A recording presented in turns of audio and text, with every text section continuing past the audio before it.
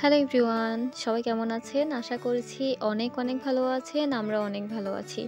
আজকে আপনাদেরকে ঘুরে দেখাবো আমাদের ফেনীতে অবস্থিত ভাষা শহীদ আব্দুস সালাম স্টেডিয়াম। এটি হচ্ছে আমাদের স্টেডিয়ামের মেইন গেট। আর আমাদের ভাষা শহীদ স্টেডিয়ামটি অবস্থিত আমাদের ফেনীর একাডেমি রোডে। মহিফাল থেকে আসতে হাতের ডান পাশে এবং হাসপাতাল থেকে যেতে হাতের বাম পাশে আমাদের এই স্টেডিয়ামটি অবস্থিত। এটি হচ্ছে স্টেডিয়ামের মেন গেট থেকে আমি ভিতরের দিকে দেখানোর চেষ্টা করছিলাম, যদিও ঢুকতে পারতাম, কিন্তু আমরা মেন গেট দিয়ে স্টেডিয়ামের ভিতরে ঢুকি নাই। এটি হচ্ছে স্টেডিয়ামের পেছনের গেট, আমরা পেছনের গেট দিয়ে ঢুকেছিলাম।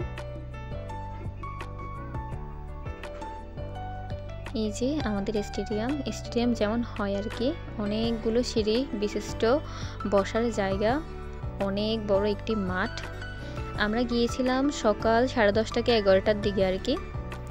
তখন তেমন কোনো মানুষই ছিল না, কিছু কিছু স্টুডেন্টরা ছিল যারা প্র্যাকটিস করছিল খেলা। চারদিকে উঁচু উঁচু দালান। এই যে স্টুডেন্টরা আছে, স্যাররা আছে এখানে, সবাই সবার কোচের কাছে প্র্যাকটিস করছিল। আমি উঠে যাচ্ছিলাম একদম টপে, একেবারে উপর থেকে আপনাদেরকে পুরো স্টেডিয়ামটা দেখাবো এই জন্য। আর সকাল সকাল তো এখনও এখানে ঝাড়ুটারও কিছু দেওয়া হয় নাই, অবশ্য আস্তে আস্তে ঝাড়ুটারও সব কিছু দেওয়া হবে। আমরা একদমই সকালে চলে গিয়েছিলাম। আমার ছেলে দাঁড়িয়ে আছে, এই যে আমি টপে উঠে গেলাম একদম।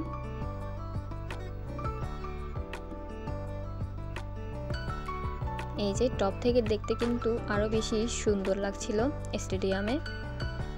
আর একটা কথা কি জানেন তো, আমি চট্টগ্রাম থেকেছি অনেক, কিন্তু আমি কখনো কোনো স্টেডিয়ামে যাইনি। আমার এই সর্বপ্রথম মানে স্টেডিয়ামে যাওয়া আর কি, জীবনে প্রথম আমি কোনো স্টেডিয়ামে গিয়েছি।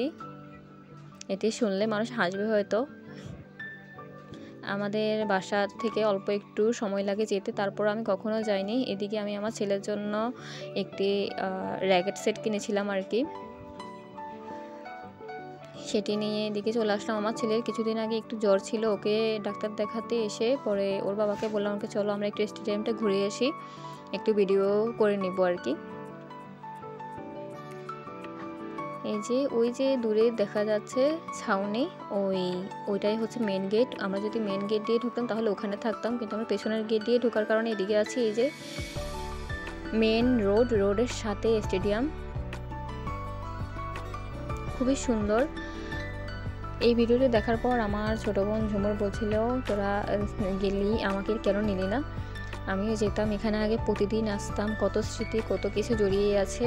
এই যে প্রথমেই আমার ভিডিওর প্রথমে যে আপনারা সার্টিফিকেট আর মেডেলটা দেখছেন, সেটি কিন্তু আমার ছোটো বোন ঝুমুরের ফুটবল খেলার মেডেল আর সার্টিফিকেট।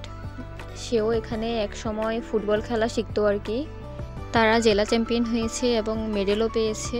আমার বোন ডিফেন্স থেকে খেলতো আর কি, আমার ছোটো বোন ঝুমুর।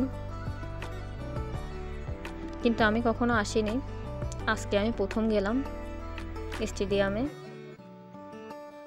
এখানে সবার খেলা দেখে আমার ছেলেও কান্নাকাটি শুরু করে দিয়েছিল, সেও নাকি খেলবে। সে যে ওই যে ব্যাডমিন্টন সেটটা দিয়েছিলাম, সেটি দিয়ে আমি আর আমার ছেলে কিছুক্ষণ খেললাম আর কি। অনেকক্ষণ বসেছিলাম, খুবই ভালো লাগছিল। রোদ ছিল কিন্তু আমরা ছাউনির নিচে ছিলাম, তো ভালো লাগছিল, খেলা দেখছিলাম।